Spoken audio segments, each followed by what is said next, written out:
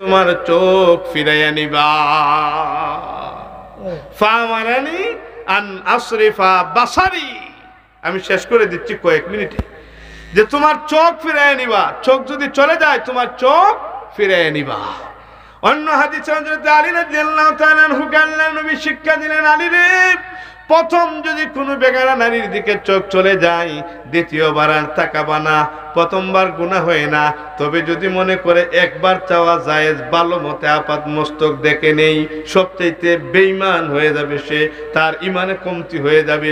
কারণ সে একবার মনে করবে জায়েজ, কারণ হালালকে হালাল মনে করা, হালালকে হারাম মনে করা কুফুরি, আর হারামকে হালাল মনে করা কুফুরি। হঠাৎ যদি চলে যায় দ্বিতীয়বার আর তাকানো যায় না, এটাই নিয়ম, এটাই হাদিসের ভাষা। তাহলে বোঝা গেল বেগানা নারীর দিকে তাকানো যাবে না। যদি চোখ ভুলে চলে যায়, নারী বুঝতে পারলে চোখ ফিরায় নিব, আল্লাহর কাছে মাফ চাইব। কথা বলেন ঠিক কিনা? অন্তর মরে যাবে, চোখের জ্যোতি কমে যাবে, তার ইবাদতের স্বাদ মরে যাবে। আনিল হাসানি রাদিয়াল্লাহু তাআলা মুরসালান কালা বালাগানি আন্না রাসূলুল্লাহ সাল্লাল্লাহু আলাইহি ওয়াসাল্লাম কালা লানাল্লাহুন নাজিরা ওয়াল মানজুরা ইলাইহি। হযরত হাসান রাদিয়াল্লাহু তাআলা আনহু মুরসাল সূত্রে হাদিস বর্ণনা করেন। তিনি বলেন, আমার কাছে আল্লাহর রাসূল সাল্লাল্লাহু আলাইহি ওয়াসাল্লাম থেকে হাদিস মুবারক এসেছে, খবর এসেছে, কালা লানাল্লাহুন নাজিরা ওয়াল মানজুরা ইলাইহি। যে পুরুষ বেগানা নারীর দিকে তাকায় আর যে নারী বেগানা পুরুষকে তাকানোর সুযোগ দেয়, যে পুরুষ বেগানা নারীর দিকে তাকায় আর যে নারী বেগানা পুরুষকে সুযোগ দেয়, ওই দুইজনকে আল্লাহ অভিশাপ করেন।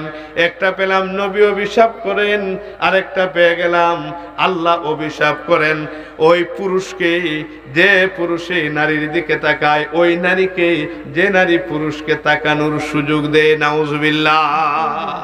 তাহলে দেখা যায় পুরুষ নারী উভয়কেই পর্দা করা বাধ্যতামূলক। দুইটা হাদিসের কথা বলে আমরা শেষের দিকে আসছি। নবীজি বিবিগণকে পছন্দ করতেন, নবীজির মিসওয়াক পছন্দ ছিল, স্ত্রীগণ পছন্দ ছিলেন। প্রশ্ন করা হলো, ইয়া রাসূলুল্লাহ, আপনি কোন বিবিকে পছন্দ করেন? নবীজি বললেন, বিবি উম্মুল মুমিনগণকে আগামী দিন জানানো হবে। রাত যখন হয়েছে, নবীজি একজন বিবির ঘরে ঢুকে বললেন, দুইটা খেজুর তোমাকে দিলাম। আরেকজন বিবির ঘরে ঢুকে বললেন, তোমাকে দুইটা খেজুর দিলাম। আরেকজনের ঘরে ঢুকে বললেন, তোমাকে দুইটা খেজুর দিলাম। সুবহানাল্লাহ। পরের দিন আল্লাহর হাবিবকে প্রশ্ন করেন, হুজুর, কাকে আপনি বেশি পছন্দ করেন? জবাব দেওয়ার কথা ছিল আগামী দিন বলেন নবী। নবী বললেন, গত রাতে আমি যাকে খেজুর দিয়েছিলাম তাকে ভালোবাসি। সবাই খুশি যে আমাকেই তো খেজুর দিয়েছেন। নবী আবার একজন উম্মুল মুমিনের কথা আর একজনকে বলেন নাই। সুবহানাল্লাহ। আপনিও পছন্দ করেন, বিবিকে সালাম দেন, বিবির জন্য আলাদা কিছু নিয়ে যান, অল্প সরে হলো, গরিব মানুষ অল্প কিছু নেন, মহব্বত বাড়ান, এটা জায়েজ। তবে এমন না ওই বিবিকে আপনি আরেকজনকে সুযোগ দিলেন কথা বলার, বেপরদা হওয়ার। এই কাজ করলেই আপনি দায়ুস হয়ে যাবেন। আর উবাদা ইবনে সামিত রাদিয়াল্লাহু তাআলা আনহু আন্না রাসূলুল্লাহ সাল্লাল্লাহু আলাইহি ওয়াসাল্লাম ক্বালা আদমিনু লিসিতানা আনফুসুকুম আদমানু লাকুমুল জান্নাতা আসদিকু ইযা হাদাসতুম ওয়াফু ইযা ওয়া'আদতুম ওয়া'আদুল আমানাতা ইযা তুমিনতুম ওয়াহফাযু ফুরুজাকুম ওয়াগুদ্দু আবসারাকুম ওয়াকুফু আইদিয়াকুম। রাওয়াহু আহমদ ওয়া ইবনে হাব্বান ফি সাহিহ। সুবহানাল্লাহ। উবাদা ইবনে সামিত বলেন, আল্লাহর রাসূল সাল্লাল্লাহু আলাইহি ওয়াসাল্লাম বলেছেন, আদমিনুলি সিত্তান আন আনফুসিকুম আদমানু লাকুমুল জান্নাহ। কেউ যদি 6টা দায়িত্ব নিজে নিতে পারে, আমি রাসূলুল্লাহ তার জন্য জান্নাতের জামিন হয়ে গেলাম। সুবহানাল্লাহ। আসদিকু ইযা হাদাসতুম, যখন তুমি কথা বলবে সত্য বলবে। ওয়াফু ইযা ওয়া'আদতুম, যখন তুমি ওয়াদা করবে ওয়াদা পালন করবে। ওয়া'আদুল আমানাতা ইযা তুমিনতুম, যখন তুমি আমানত গ্রহণ করবে খেয়ানত করবে না।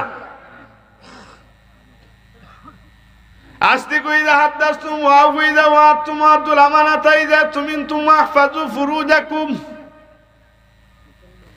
তুমি তোমার লজ্জাস্থান ইবাদত করবে। ওয়াগুদ্দু আবসারাকুম, তোমাদের চোখ তোমরা নিম্নগামী করবে, তোমার লজ্জাস্থান হেফাজত করবে, আর তোমার দুই চোখ তুমি হেফাজত করবে, নিম্নগামী করবে। ওয়াকুফু আইদিয়াকুম, তোমার হাত থেকে মানুষকে নির্যাতন থেকে হাত বাঁচায়া রাখবে। কারণ জালিমকে আল্লাহ পছন্দ করে না। সালাসু দাওয়াতিন মুস্তাজাবাতুন লা শাক্কা ফিহি দাওয়াতুল মাজলুম, দাওয়াতুল মুসাফির, দাওয়াতুল ওয়ালিদাইনি লিওয়ালাদি।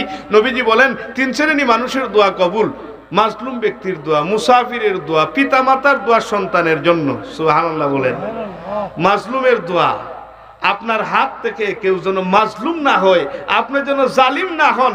আপনি জালিম হয়ে গেলে জান্নাত অনেক কষ্ট, কারণ বিচার হবে, ওই মাজলুমের গুনাহ যাবে আপনার কাছে, আপনার নেকিগুলো যাবে জালিমের মাজলুমের কাছে। আল্লাহু আকবার।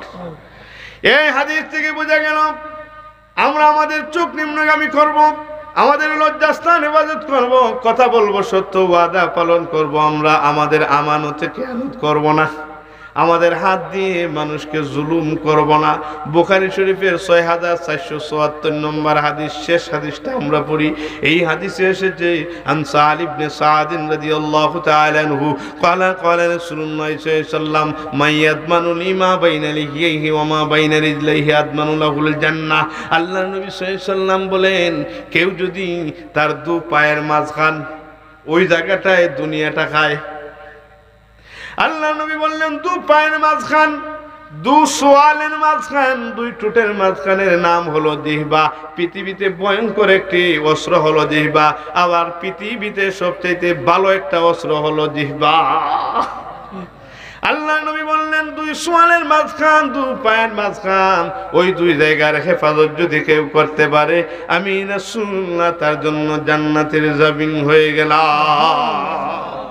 আল্লাহ পাক আমাদেরকে, আপনার কষ্ট পেয়েছেন, আমার কথাবার্তায় বেয়াদবি হতে পারে, অনেক মুরব্বী আমার, কারণ লক্ষ্মী ভাষা এবং মনিরগাতি বেশি দূরে না, পাশাপাশি শুধুমাত্র একটা মনে হয় যে বিল বলা হয়, হাওর হাওর না হইলে প্রতিদিনই দেখা হয়তো হইতো, এত বেশি দূরে না। এজন্য আপনারা আমার মুরব্বী, আমাকে মাফ করবেন কথাবার্তায়। আর ওয়াজ নসিহতে আশা করি আমি ভুল বলি নাই, চেষ্টা করেছি কোরআন সুন্নাহ থেকে কিছু বলার। তবে আমার শেষ কথা এই, আমরা যেন আমল করি, বলেন না আল্লাহুম্মা আমিন। আমরা যেন এরকম মাহফিল থেকে নিজেকে একটু পাল্টাই, একটু যেন পরিবর্তন হই। আমরা একবার যেন আল্লাহকে বলি, আল্লাহ সারাদিনে এখন কম বলছেন, সামনে যেন একটু বেশি বলি। বৈশাল আসে যখন, তখন আল্লাহকে খুব বেশি মানুষ একসাথে ডাকে, কথা বলেন ঠিক কিনা? এই বৈশাল আমাদের জন্য আছে না নাই? জাতি সাখা ইয়াউমা ইয়াফিরুল মারউ মিন আখিহি ওয়া উম্মিহি ওয়া আবিহি ওয়া সাহিবাতিহি ওয়া বানি। আসছে, সে পালাবে তার ভাই থেকে, সে পালাবে তার বাবা থেকে, মা থেকে, সন্তান থেকে, প্রিয় স্ত্রী থেকেও পালাবে। এই কথা চিন্তা করে আমরা যেন পর্দা করি, আমরা যেন আল্লাহ ওয়ালা হই। সকলে বলি আল্লাহুম্মা আমিন। আস্তাগফিরুল্লাহ রাব্বি মিন কুল্লি যামবিন ওয়া আতুবু ইলাইহি লা হাওলা ওয়ালা কুওয়াতা ইল্লা বিল্লাহিল